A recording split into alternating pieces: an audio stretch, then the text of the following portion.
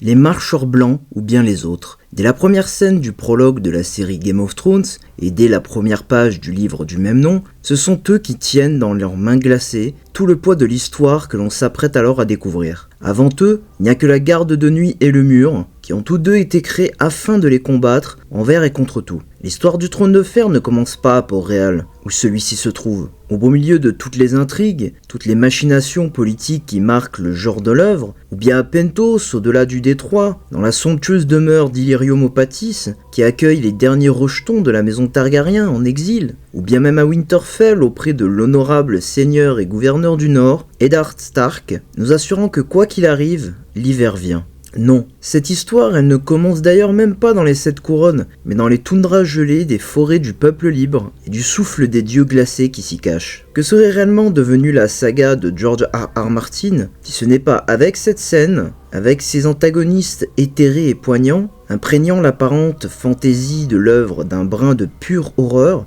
que l'histoire aurait commencé? Eh bien la réponse est devant nos yeux après tout. 6 ans après la fin de la série qui a marqué toute une génération, terminée d'une fin des plus douteuses, 14 ans après le commencement de celle-ci et la première impression des marcheurs blancs au grand public, et bientôt 30 ans depuis la sortie du premier livre de la saga du Trône de Fer, que reste-t-il du frisson et de la terreur, mais aussi des mystères et des questionnements qui entourent les secrets de la véritable nature des marcheurs blancs? Qui sont-ils? D'où viennent-ils? Quels sont leurs objectifs? Autant de questions laissées sans réponse. Aujourd'hui, le constat, c'est qu'entre un auteur des livres qui, quoi que l'on en pense, ne semble définitivement pas décidé à terminer son ouvrage, et une série qui a répondu à ces questions de manière si succincte et si simplement que beaucoup, moi y compris, n'eût même pas réalisé que l'on venait de nous servir un semblant de réponse quand ce fut le cas, il est temps de faire le bilan de décennies de suspense et de plotline menant au néant, afin de définir une bonne fois pour toutes ce que les marcheurs blancs représentent réellement dans le lore du Trône de Fer. Et pour ce faire, nous allons d'abord revenir sur les événements marquants qui nous sont apportés à connaissance, autant pour les marcheurs blancs dans la série que pour les autres des livres. Je tiens à rappeler au cas où que l'on connaît beaucoup moins de choses sur les autres, le nom original des marcheurs blancs dans les livres, que ceux de la série. En effet, nous ne sommes même pas sûrs qu'il existe un roi de la nuit dans les livres, bien qu'il est possible qu'il existe un grand autre qui serait son équivalent. Les autres, également appelés marcheurs blancs, dieux froids, ombre blanche et ombre glacée, sont une espèce d'êtres humanoïdes vivant au nord, au-delà du mur. Ça on le sait. Comme ils n'ont pas été vus depuis 6 à 8000 ans, on les considère comme éteints. Les autres sont grands et maigres avec une peau pâle comme du lait. Leurs yeux bleus glacés ont été décrits comme brûlants comme de la glace ou brillants comme des étoiles bleues. Leur sang est bleu pâle et leurs os brillants comme du verre de lait. Selon George R.R. Martin, les autres sont étranges, beaux, pensez au Cid, faits de glace, quelque chose comme ça. Une forme de vie différente, inhumaine, élégante, dangereuse. De plus, bien que vieilles naines les décrivent comme des morts, Martin a déclaré que les autres ne sont pas morts. Cependant, la reine du roi de la nuit, qui n'est pas celui de la série mais le 13e lord commandant de la garde de nuit, était supposément une autre en raison de sa peau pâle et de ses yeux bleus, et qualifiée de reine cadavérique à cause de sa peau blanche et glaciale. Les autres portent une armure délicate, réfléchissante et camouflée qui change de couleur à chaque pas. Selon le dessinateur Tommy Patterson,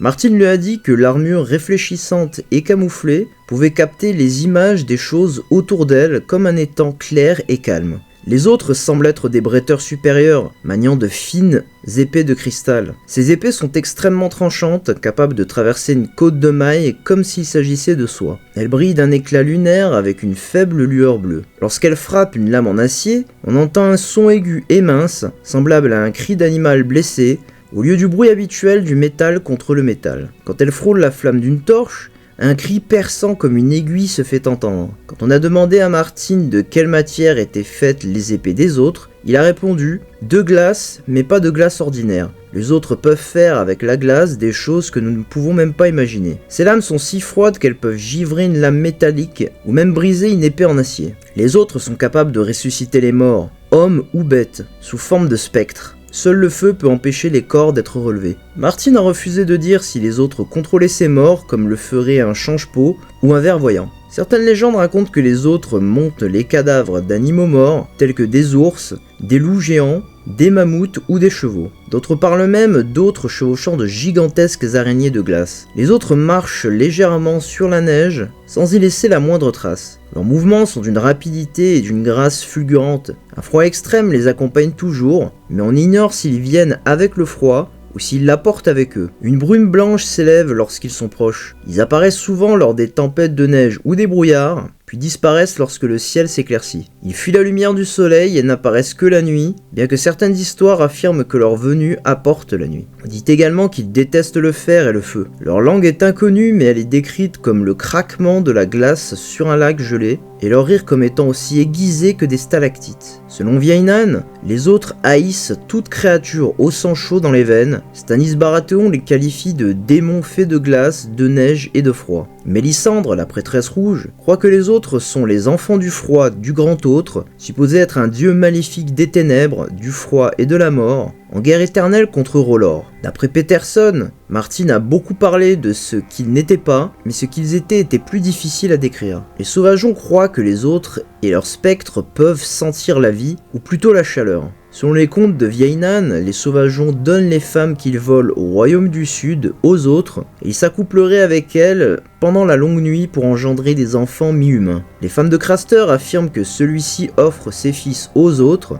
qu'il appelle les dieux, lors du froid blanc, et que, lorsqu'il n'a plus de fils à offrir, il leur donne des moutons. Elle croit que les fils de Craster deviennent également des autres. Craster se considère comme un homme pieux, et croit qu'il ne craint rien des autres, ni de leur spectre. Les autres ont quelques faiblesses connues, rapportées dans les anciens textes. L'une d'elles est l'obsidienne, aussi appelée ver dragon ou feu gelé. Les textes anciens mentionnent également une faiblesse à l'acier draconique, que certains pensent être de l'acier valérien. Lorsqu'on a demandé à Martin si l'acier valérien pouvait tuer un autre, il a répondu « La garde de nuit aimerait bien le savoir aussi ». C'est un fait qui est cependant acquis dans la série. Le feu est connu pour repousser les autres. Mance Rayder et sa compagne Dalla pensent que le mur empêche les autres de pénétrer dans les 7 couronnes. Selon la légende, les autres sont venus des terres de l'hiver éternel, il y a 6 à 8 000 ans, apportant avec eux le froid et les ténèbres qui durèrent une génération entière, la longue nuit. Ils ressuscitèrent les hommes et les animaux morts pour les servir. Lors de la bataille de l'Aube, ils furent finalement vaincus par les premiers hommes de la garde de nuit et les enfants de la forêt, une alliance rendue possible grâce aux derniers héros. Lorsqu'on demanda à George R.R. Martin s'il existait une relation plus étroite entre les autres et les enfants de la forêt, ce que l'on pensait jusqu'alors, il répondit que c'était possible et que ce sujet serait exploré plus tard dans l'histoire, en voyant possiblement au fait qui a été exploré dans la série que les enfants de la forêt seraient à l'origine de la création des autres, des marcheurs blancs. Dans certaines légendes venues de l'extrême orient d'Essos, on pense que la longue nuit aurait été vaincue grâce au pouvoir d'Azor Ahai, qui maniait l'épée enflammée Illumination, qu'il aurait tiré du cœur de sa compagne Nissa Nissa, forgée par son sacrifice. Le roi de la nuit, le 13e lord commandant de la garde de nuit, aurait épousé une femme à la peau pâle et aux yeux bleus, correspondant à la description des autres. On raconte qu'elle était une sorcière. Il l'aurait amenée au Fort Levant, où il se proclama roi et elle reine, soumettant ses frères jurés de la garde de nuit à sa volonté. Après 13 ans de règne, il fut vaincu par Brandon le Briseur, roi Stark de l'hiver, et Joramon, roi d'au-delà du mur. C'est alors qu'on découvrit qu'il avait sacrifié des victimes aux autres. Dans son ouvrage Les mensonges des anciens, l'archimestre Phomas émet l'hypothèse que les autres étaient une tribu des premiers hommes vivant dans l'extrême nord. Phomas suggère que la longue nuit aurait forcé ces hommes,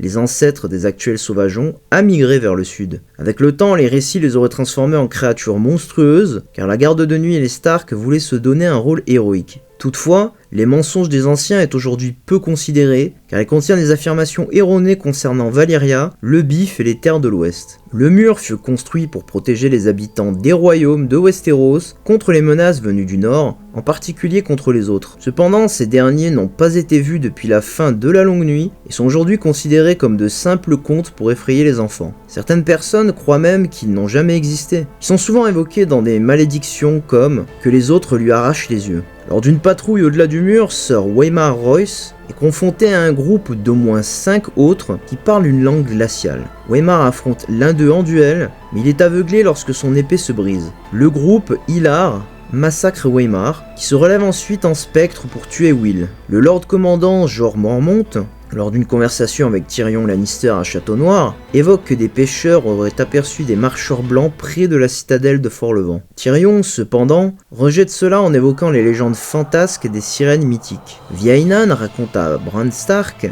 la légende de la longue nuit, quand les marcheurs blancs parcouraient les bois. En voyage dans la forêt du loup, Bran tombe sur 6 sauvageons et des déserteurs de la garde de nuit qui débattent de l'idée de le prendre en otage pour le vendre à Mance Rayder, le roi d'au-delà du mur. Mais l'un d'eux renonce, craignant une rencontre avec les marcheurs blancs. Au manoir de Craster, Gilly confie à Jon Snow que Craster offre ses fils nouveau-nés aux dieux froids, et Jon comprend qu'elle parle des autres. Dans la série, il est directement témoin de ce sacrifice. Installés au point des premiers hommes, les frères jurés entendent 3 souffles de cor, signalant la présence des autres. Il est dit que le cor n'avait pas sonné 3 fois d'affilée pendant plus de 1000 ans. Peu après, ils sont attaqués par des spectres dans le combat du point. Alors que les survivants reculent à travers la forêt hantée pour retourner au manoir de Craster, un autre fait tomber la torche de Graine et tue Petit Paul. Cependant, Samuel Tarly le plante dans la gorge avec une dague en ver dragon et entend un bruit semblable au craquement de la glace sous un pied. L'armure, la chair et les os de l'autre fondent,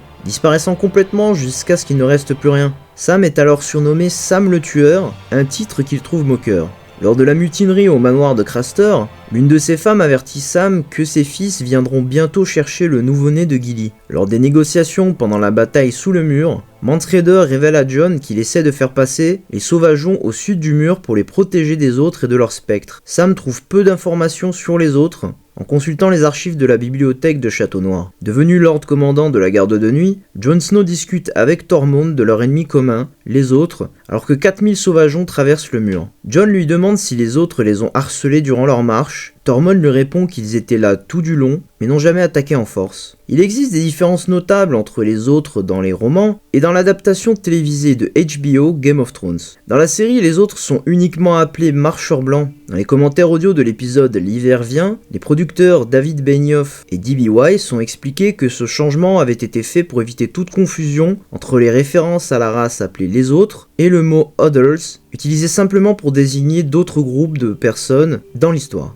De plus, George R.R. Martin a indiqué que cette décision avait été prise tôt dans le développement pour éviter la confusion avec les autres de la série Lost diffusée sur ABC, qui désigne les mystérieux habitants de l'île où se déroule principalement l'intrigue de la série. Contrairement à la beauté étrange que Martin leur attribue dans les romans, les marcheurs blancs de Game of Thrones sont représentés par une apparence effrayante et émaciée. Dans Valar Morghulis, le 10e et dernier épisode de la saison 2, les autres apparaissent comme des hommes morts-vivants sans peau, dont les os et les muscles sont blanchis par la glace et la neige. Leurs yeux sont d'un bleu éclatant, ils portent peu d'armure et aucun camouflage. Dans l'épisode Féal, plusieurs marcheurs blancs apparaissent entièrement vêtus de noir. La langue parlée par les autres, sans nom dans les romans, est appelée Skroth dans la série télévisée. Bien qu'elle ait été créée pour le tout premier épisode de la saison 1 par David J. Peterson, elle n'a finalement pas été utilisée. On dit que cette langue évoque le craquement de la glace et produit un son râpeux. Le chef des marcheurs blancs est connu dans Game of Thrones sous le nom du roi de la nuit. Il apparaît pour la première fois dans Féal,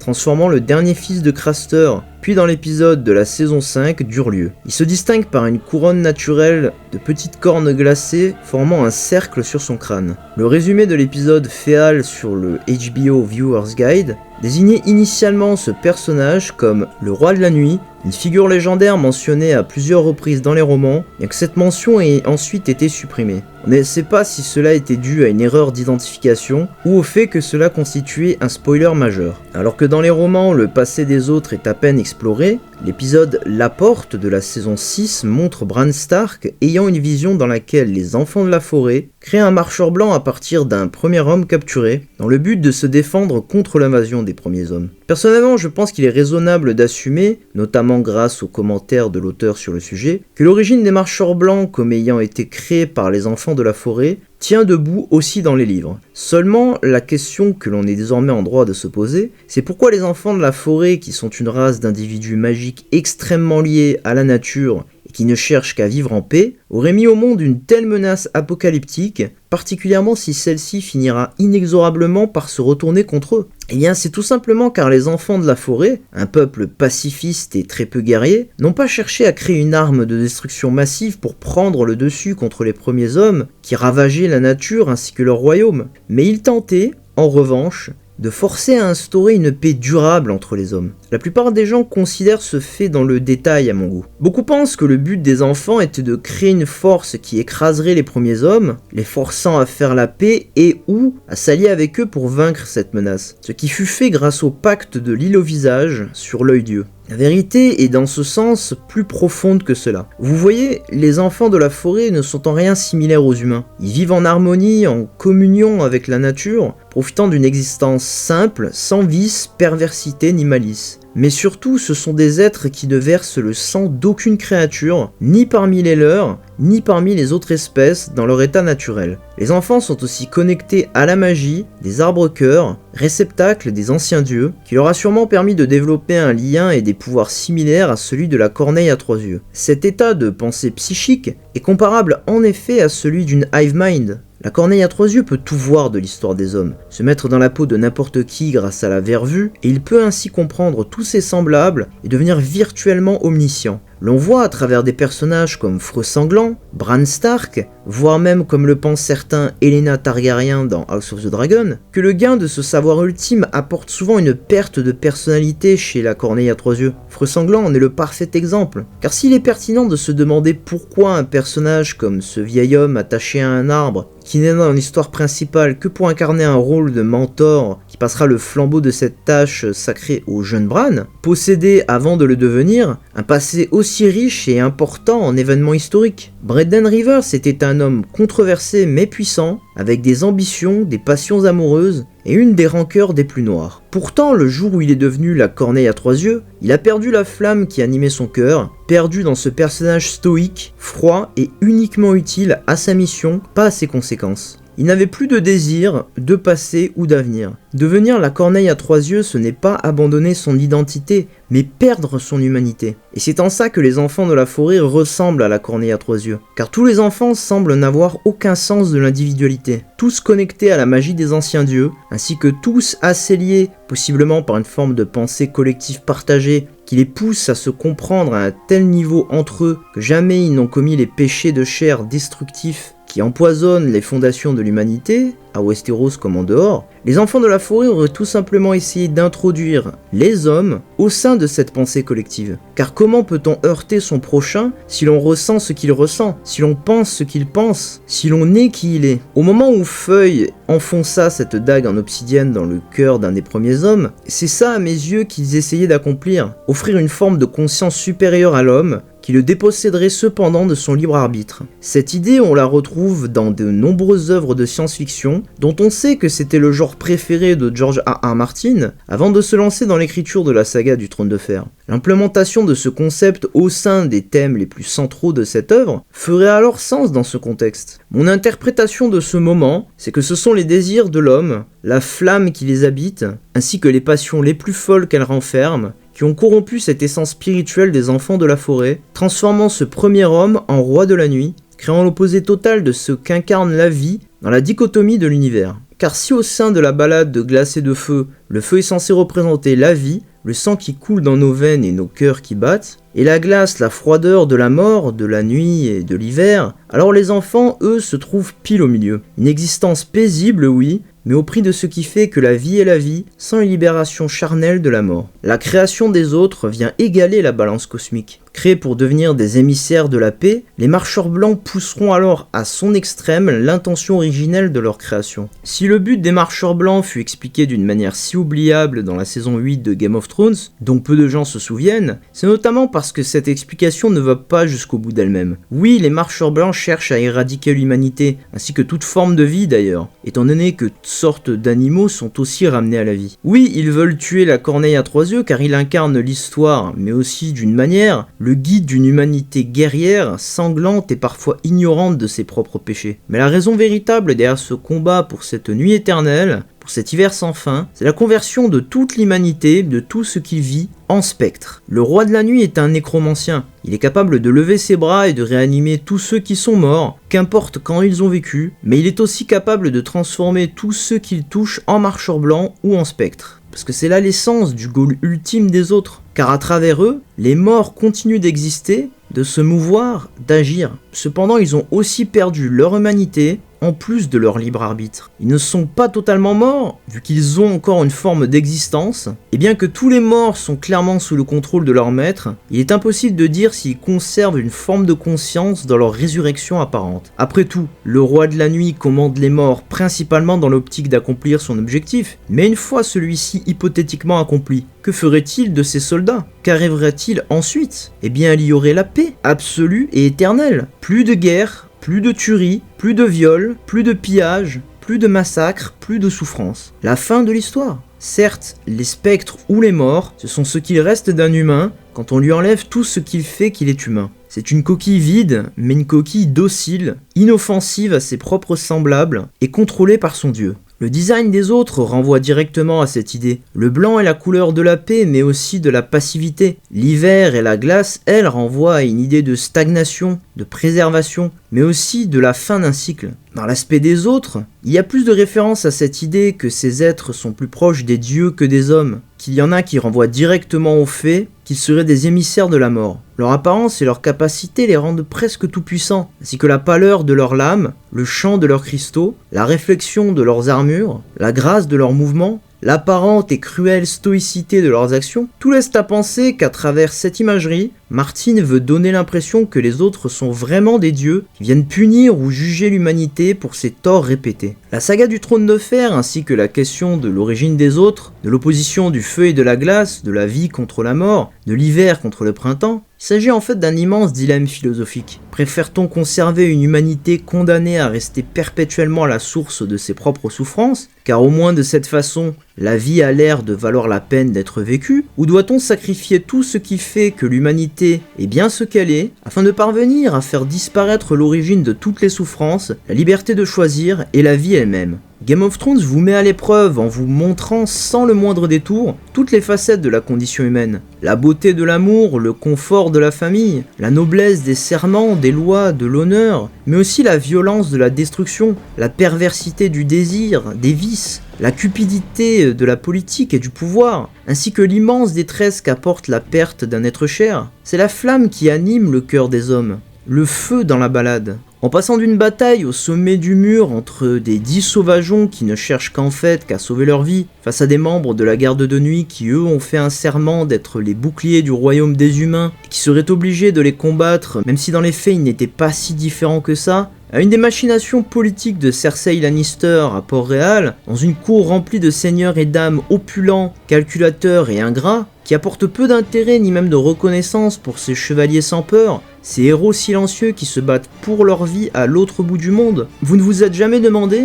Et si en fait ce ne serait pas mieux que ce soit les marcheurs blancs qui gagnent? C'est ça le trône de fer, c'est ça le but des autres. Et c'est d'ailleurs sur ce paradoxe que la saga finira, si un jour elle est terminée. George R.R. Martin a toujours prévenu que la fin de son œuvre serait une fin de type douce amère, parce qu'il n'y a vraiment que deux options pour conclure cette histoire. Soit les marcheurs blancs gagnent et toute vie est éradiquée, et en échange le monde peut enfin connaître la paix pour l'éternité, soit les humains l'emportent pour qu'une ère de prospérité et un printemps éternel soient établis, mais cependant noircis par la certitude qu'un jour, quelque part, une nouvelle guerre éclatera et que l'homme continuera à se massacrer et à se faire souffrir lui-même. Personnellement, je penche pour la deuxième option. C'est aussi à mes yeux la raison pour laquelle l'auteur, Martin, semble s'être lassé de l'écriture de sa propre saga. Oui, je sais, beaucoup d'entre vous dans les commentaires ne vont pas être très satisfaits de cette remarque, mais la vérité c'est qu'après 14 ans d'écriture sur un seul livre, Les Vents de l'Hiver, qui n'est censé qu'être l'avant-dernier tome de la saga, il est évident que l'enthousiasme de l'auteur a diminué avec le temps. En comparaison, un de ses livres précédents ne lui avait pris qu'1 an et demi à écrire.